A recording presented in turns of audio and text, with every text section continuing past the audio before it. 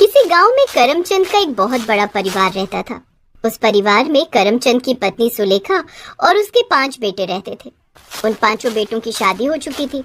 रात हो चुकी थी, लेकिन उनके 5 बेटे अभी तक घर नहीं आए थे। अरे बहू, अभी तक बच्चे घर नहीं आए, कुछ बताकर गए थे क्या वो लोग? नहीं माँ जी, उन्होंने बोला था कि मकान मालिक ने बुलाया है, वहीं जा रहे हैं, लेकिन काफी रात हो गई, अब तक तो आ जाना चाहिए था। तभी अचानक खतरनाक बारिश होने लगी। आसमान में बिजली कड़कने लगी, घर की छत टपकने लगी। धीरे धीरे घर में रखा सारा सामान भीगने लगा। अरे देखो, हर जगह से घर में पानी टपक रहा है। बहू, जल्दी से सबके नीचे कोई ना कोई बर्तन रख दो, वरना पानी भर जाएगा। हाँ पिताजी, आप फिक्र मत कीजिए, आप दोनों उधर जाकर बैठ जाइए, हम लोग इंतजाम करते हैं।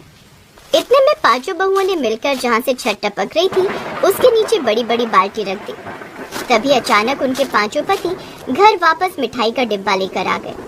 माँ, पिताजी, ये लो मिठाई खाओ सब लोग। हम 5 लोग इसी महीने बाप बनने वाले हैं, किसी भी वक्त डिलीवरी हो सकती है। अभी अभी डॉक्टर साहब से मिलकर आ रहे हैं हम लोग। देखो, ऊपर वाला भी आने वाले मेहमान के स्वागत में बरस रहा है।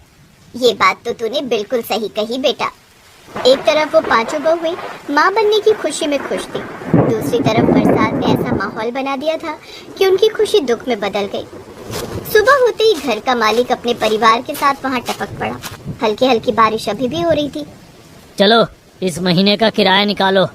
अरे मालिक, हमारी 5 बहुएं प्रेग्नेंट हैं, तो सारा पैसा अस्पताल में लग गया। बस 2-3 दिन की मोहलत दे दीजिए, हम खुद चलकर आपके घर किराया पहुंचा देंगे। इतना सुनते ही गजोधर को गुस्सा आ गया। खुद चलकर मेरा पैसा देने की कोई जरूरत नहीं है, बल्कि खुद चलकर इस घर से अभी इसी वक्त निकल जाओ।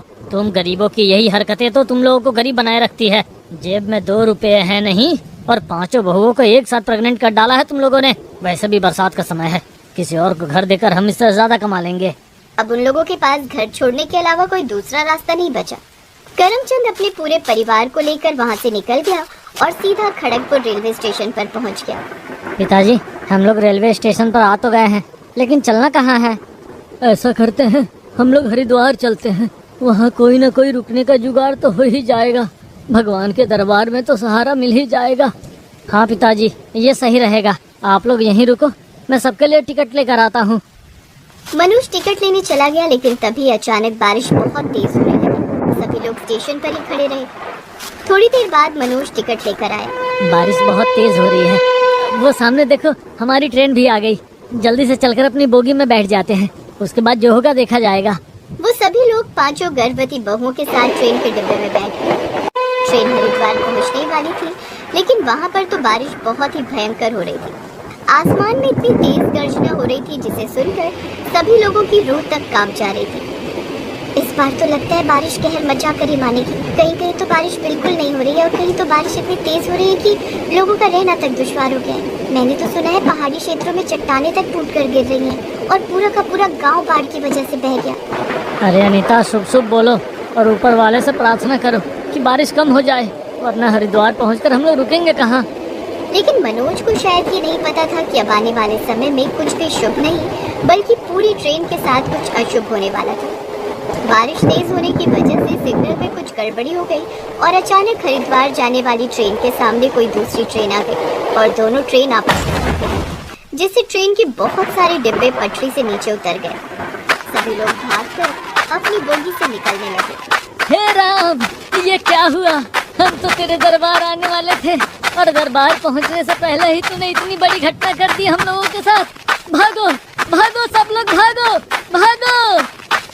बेटा, जल्दी से इस बोगी से बाहर निकालो, हमारा डिब्बा भी ट्रेन की पटरी से नीचे उतर चुका है।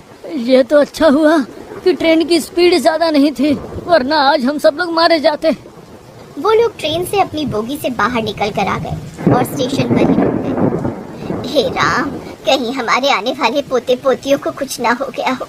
माँ, पिताजी, ऐसा कुछ नहीं होगा। वो देखो, सारे लोग स्टेशन पर ही तंबू बना रहे हैं, हम लोग भी तंबू बना लेते हैं। मनोज और उसके सभी भाइयों ने मिलकर तंबू बना लिया, और उसके अंदर सब लोग आराम करने लगे। उनकी बहुएं चीख रही थी। तभी भीड़ में से कुछ औरतें उनके तंबू में आ गई। अरे क्या हुआ बहन जी, ये आपकी बहुएं हैं क्या, और ये चीख क्यों रही हैं? तभी उन औरतों की नजर 5 बहुओं के पेट पर गई। अरे ये 5 तो गर्भवती हैं। हाँ बहन जी, सारी गलती मेरी है। इस हालत में मुझे अपनी बहू को हरिद्वार लेकर नहीं जाना चाहिए था। मुझे तो डर है कि कहीं मेरी पांचों बहुओं का मिसकैरेज ना हो गया हो। अरे बहन जी, परेशान मत होइए, आप तो पुराने जमाने की हैं, आपको तो ये सब आता होगा। ऐसा कीजिए, सारे मर्द इस तंबू से बाहर चले जाएं, हम औरतों को देखने दीजिए। बहन जी, आप अपनी बहू के साथ यहीं रुकिए।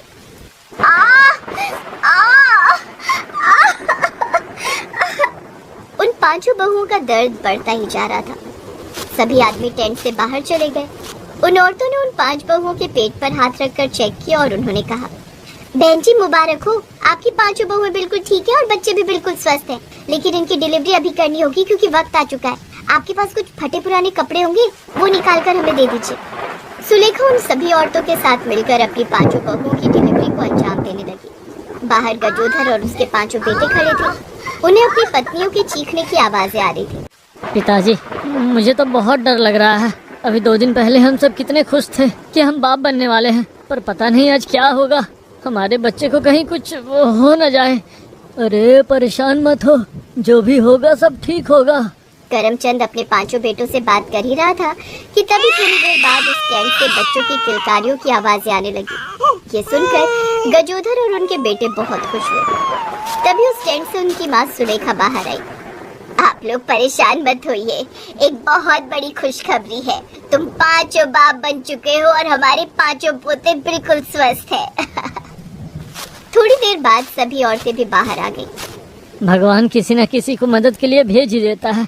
ये हम लोगों ने सुना तो था, पर आज देख भी लिया। ना ही किसी डॉक्टर की जरूरत पड़ी और ना ही किसी नर्स की। आप लोगों ने ही मिलकर डिलीवरी कर दी। अरे तो इसमें हैरान होने वाली कोई बात नहीं है। पहले के जमाने में गांव में कोई अस्पताल लेकर नहीं जाता था, घर में डिलीवरी हो जाती थी। ये सब करना तो हमारे बाएं हाथ का खेल है। अब जल्दी से हम सबको मिठाई खिलाओ। मनोज बरसात में भीगते हुए स्टेशन के बाहर गया और मिठाई लाकर पूरे स्टेशन पर सबको बांटी। कुछ दिनों बाद जब बारिश थमी, फिर दूसरी ट्रेन उन सभी को हरिद्वार ले गई। हरिद्वार पहुंचकर उन सभी लोगों ने भगवान के दर्शन किए और वहीं पर टेंट बनाकर वो लोग रहने लगे। मनोज और उनके सभी भाई मिलकर वहीं पर मेहनत मजदूरी करने लगे क्योंकि उनका घर तो कोई था नहीं। फिर एक दिन 5 भाई एक खुशखबरी लेकर अपने तंबू में आए। माँ, पिताजी, उस ट्रेन हादसे में जितने भी लोग थे उन सभी को सरकार की तरफ से रहने के लिए घर मिला है। उनमें हमारा नाम भी आ गया है। मैंने फॉर्म भर दिया था। चलो अब हम वहीं रहेंगे। इस तरह गजोधर का पूरा परिवार उस पक्के मकान में रहने लगा जो सरकार की तरफ से मिला था। तभी एक रात उनके घर किसी की दस्तक हुई। गजोधर ने दरवाजा खोला तो उसने देखा कि उसका वही मकान मालिक था जिसने उन्हें घर से बाहर निकाल दिया था। हम बेघर हो चुके हैं। हमारा मकान बाढ़ में बह गया। क्या हमें इस घर में कुछ दिन रहने की इजाजत मिलेगी? अरे मालिक, आप? मकान मालिक भी उनके परिवार को पहचान गया।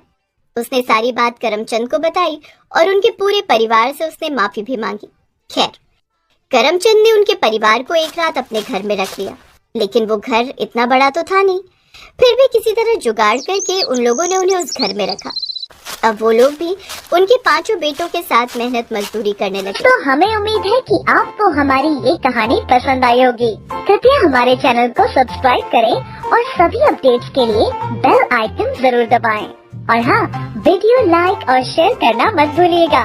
Bye bye.